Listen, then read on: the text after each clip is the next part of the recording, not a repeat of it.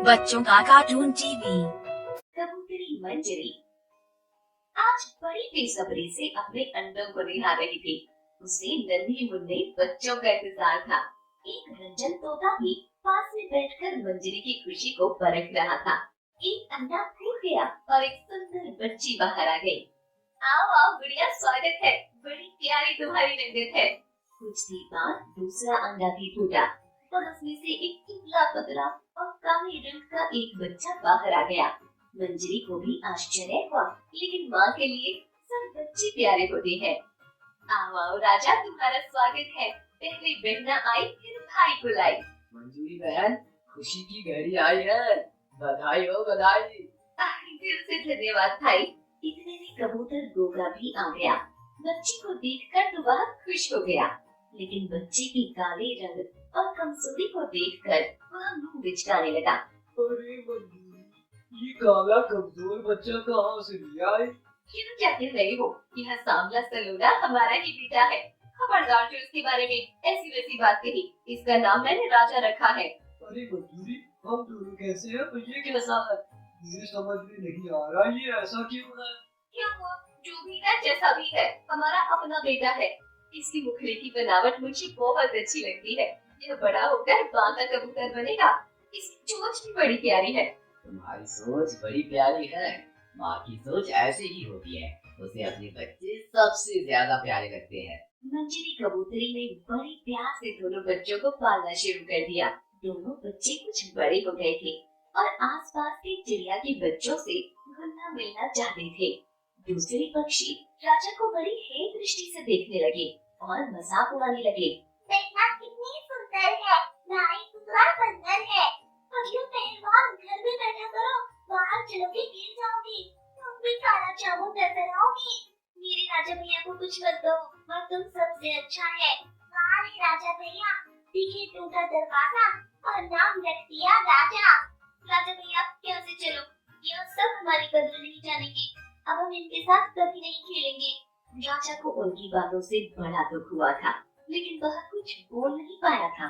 वह अपनी बहन गुड़िया के साथ वहाँ से चल पड़ा। वह जानता था कि उसकी बहन उसे बहुत प्यार करती है, इसलिए वह उसकी तरफदारी करती है। राजा जिस पेड़ पर रहता था, उस पेड़ के पक्षी भी उसका मजाक उड़ाते थे। यहाँ तक कि एक दिन एक कौवे ने भी उसका दिल दुखाया। राजा पेड़ पर से उड़ा और कमजोरी के कारण बीच में ही थक गया और लौटकर फिर पेड़ पर आ गया। अरे राजा, तुम पेड़ से दूर मत जाया करो। तुम शक्ल सूरत से हमारी बिरादरी के लगते हो। हमारे टोली में शामिल हो जाओ। एक बात है, कमजोर हड्डी वाले पक्षी हो, तुम्हें हमारे दल में पीछे रहना होगा। ज्यादा मेहनत का काम नहीं कर पाओगे, ठीक से उड़ भी नहीं पाओगे। राजा को बहुत दुख हुआ और अपने आप पर उसे गुस्सा भी आया। वह वहाँ से दूर जाकर एक झाड़ी में बैठ गया। वह अपने आप से बातें करने लगा। भगवान, मुझे इतना कमजोर और काला क्या बनाया? कोई मुझे पसंद नहीं करता, मेरे साथ कोई खेलना नहीं चाहता। भगवान ने मुझे दुनिया में क्यों ही भेजा? मैं पैदा होते ही मर क्यों नहीं गया? ये बहुत देर तक राजा पेड़ पर नहीं लौटा, तब उसकी माँ कबूतरी मंजरी ने गोगा कबूतर को भी बताया और दोनों अलग अलग दिशा में अपने बेटे को ढूंढने के लिए चल पड़े। मंजरी मन ही मन सोच रही थी कि उसका बेटा तो आसपास के जंगल की दिशाएं भी नहीं जानता। वह न जाने कहाँ चला गया। उधर राजा उड़ते उड़ते जंगल में बहुत दूर चला गया। आज उसने कुछ ठीक से खाया भी नहीं था, फिर भी वह उड़ते हुए थक नहीं रहा था। वह एक पेड़ पर बैठ गया। उसी पेड़ पर कुछ मोर पक्षी भी बैठे थे। उन्हें देखकर वह डर गया। यह सभी मोर कितने सुंदर दिख रहे हैं। मुझे इनके बीच में नहीं जाना चाहिए। ये सभी मेरा मजाक उड़ाएंगे। मुझे बहुत भूख भी लगी है, प्यास भी लगी है। क्या मुझे घर लौटना चाहिए? मैं तो बहुत दूर आ चुका हूँ, रास्ता भटक चुका हूँ। हे भगवान, क्या करूँ मैं? एक मोर ने राजा को देख लिया और वह उसके पास आ गया। राजा चिढ़ने लगा। बेटा, तुम्हारा नाम क्या है? मेरा नाम राजा है। मैं रास्ता भटक गया, मैं चला जाऊंगा। मेरा मजाक मत उड़ाइए। बेटा, तुम क्यों चुप रहे हो? सामने आओ। आप लोग मुझे मारेंगे तो नहीं? बेटा डरो नहीं, हम तुम्हें क्यों मारेंगे? आओ, तुम्हें बहुत भूख लगी होगी ना, लो खा लो। तुम किसी बात की चिंता मत करो। मोर काका की बातों ने राजा के अंदर खुशियां भर दी। उसका डर भाग चुका था। उसे खाना दिया गया और वह बड़े प्यार से खाने लगा। उसने अपने साथ हुई सारी घटनाओं के बारे में मोर काका को बताया। मोर काका ने दैत्यराज लाल तोता को बुलाया। लाल तोता ने राजा की पूरी जांच की। इस बच्चे को जन्म से ही एक बीमारी है, जिसके कारण इसका रंग काला हो गया। उसी बीमारी के कारण ये कमजोर भी है। इस बीमारी का कठिन इलाज है। आपके इलाज से ये ठीक तो हो जाएगा ना? कृपया करके इसका इलाज कर दीजिए। मैं अपनी पूरी कोशिश करूंगा।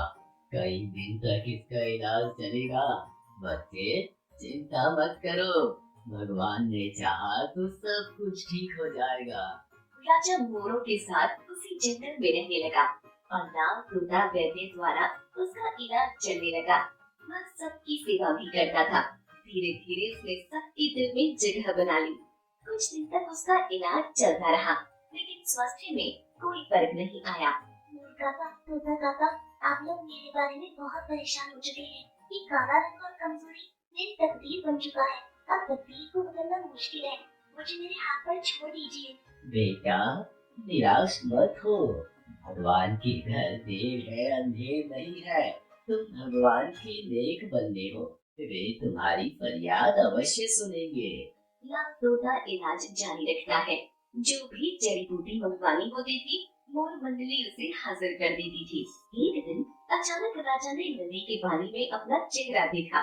उसे यकीन नहीं हुआ। उसका रंग साफ हो गया था और चेहरे पर चमक आ गई थी। राजा बेटा, अब इलाज का फर्क दिखने लगा है। राजा, तुम्हारा चेहरा चमकने लगा है।